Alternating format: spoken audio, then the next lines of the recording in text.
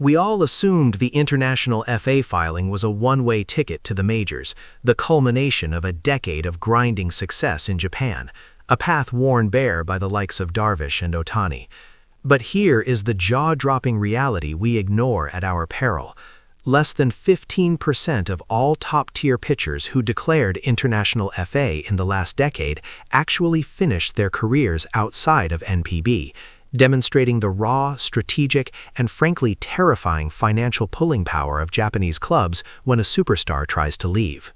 This statistic changes everything about the narrative surrounding Takahiro Norimoto, and it's why the Giants faithful are simultaneously drooling and shaking right now. Welcome back to 615 Al Dia Baseball, the only place breaking down why the sight of a proven closer potentially staying home is causing more widespread panic in the league than if he had just signed with the Yankees. The news broke like a thunderclap.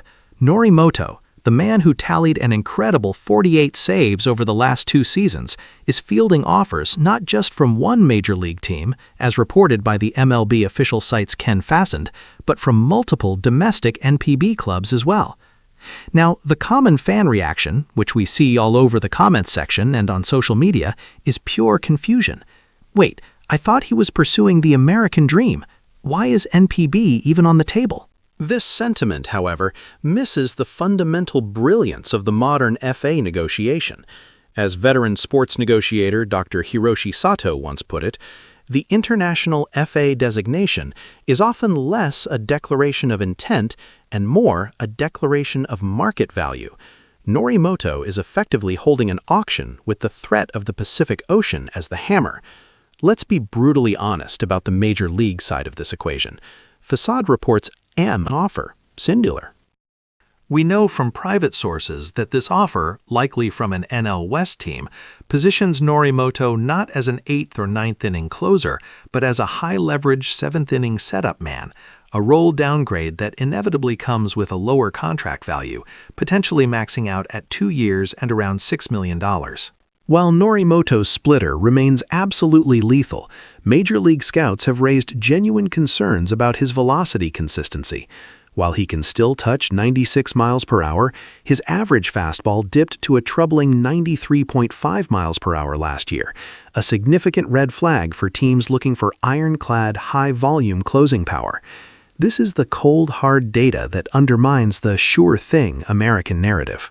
But the real drama, the true source of the fan tremor, lies in the domestic league, specifically the ominous specter of the Yomiuri Giants. The Giants organization is clearly in play, despite the initial public outcry that they surely wouldn't dare poach another star pitcher from a rival club right after his FA declaration. This is where the narrative hits a fever pitch. We must look at 2 highly specific, almost cryptic statements. First, the comment from Giants owner Yamaguchi. Reinforcements are not yet finished. That's not a polite nod to the future. That is a calculated declaration of intent. Secondly, we have manager Abe's well-known philosophy. He's an unapologetic star hunter, always prioritizing proven, established talent over developmental risk, especially in the bullpen. Now, let's address the counter-argument that everyone is throwing around. Why would Norimoto willingly enter the pressure cooker of the Giants when he could be a hero taking on the world in the major leagues? The answer is simple and mercenary: guaranteed security and unprecedented leverage. When a player receives a firm MLB offer, even a modest one, it forces the NPB clubs to seriously escalate their bidding war.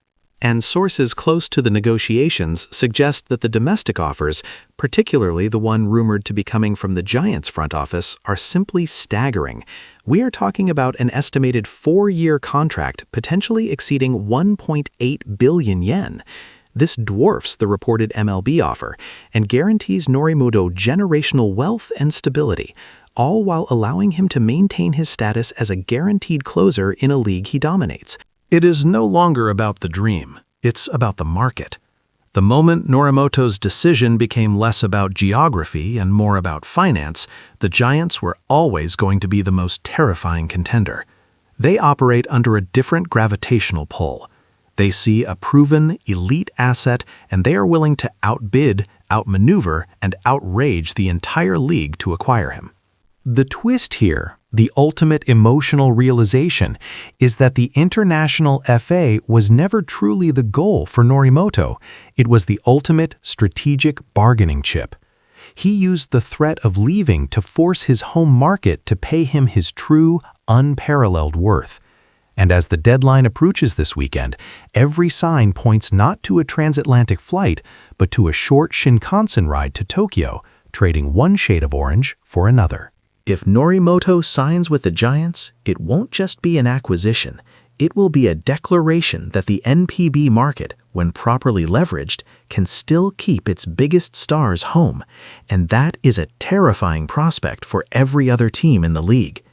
Do you think this negotiation was purely about securing the American dream, or was it a calculated masterstroke to secure the largest possible domestic contract? Let us know what you think in the comments below.